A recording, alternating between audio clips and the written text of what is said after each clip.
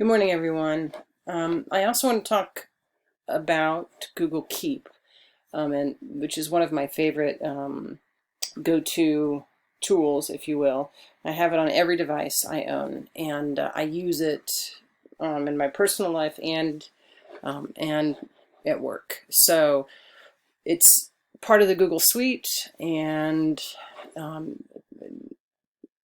and clearly a product of Google.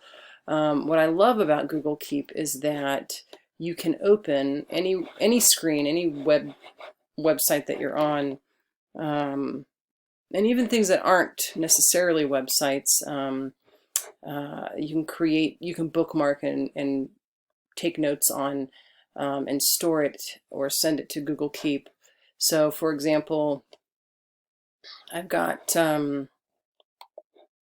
I have a few Chrome extensions that will allow me to organize my notes in Google Keep, but also send web pages and anything that I find online to Google Keep. So I'm just in Screencast-O-Matic right now, and I'm just going to hit that, and it sends that website, that URL, directly to Google Keep. And from even without having to open up the Google Keep website, just from the browser using that Chrome extension, I can send it to any number of folders or labels, if you will. So I'll hit Google Tools and then click in the website, and I'm done. So if you open Google Keep, this is what it looks like on your computer. Again, there's a mobile version of this as well that works really well. I just wouldn't sync. Don't use your don't use your data to sync your bookmarks. So I would definitely be connected to Wi-Fi when you did this. But you can pin things to the top. You can, on the left, you see there are labels, or like you would label something in, in your inbox, or in another bookmarking app. At the top, right here, you have categories that you can alter. If I scroll all the way down the left-hand side, I can customize my categories. And it's endless. I mean, you can see. And there are different layouts as well. So there is a dark mode. And I can also do a list view.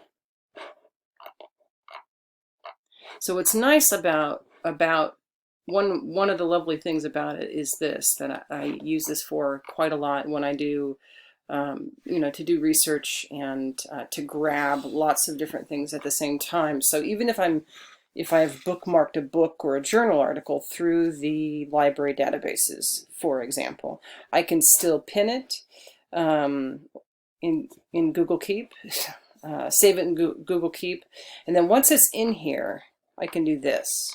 If you just hit this pin in the top right-hand corner of each little, sort of post-it note, if you will, I can pin as many things as I want to the top. If I hit this check mark in the top left, and I can do this 100 times, and it'll basically snag or mark that that note. And then once those, however many things I want to check off, if I go to these three dots at the top and say copy to Google Docs, this is the Google Keep magic. It's copied it to Google Docs. I just open the doc, and there it is. Poof.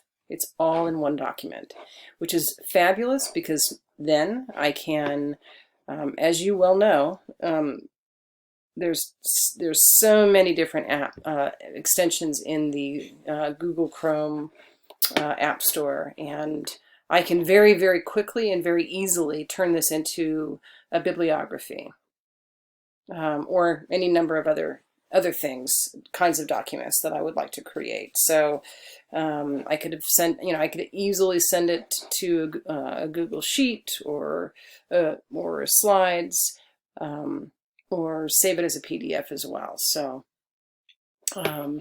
So that's the lovely thing about Google Keep.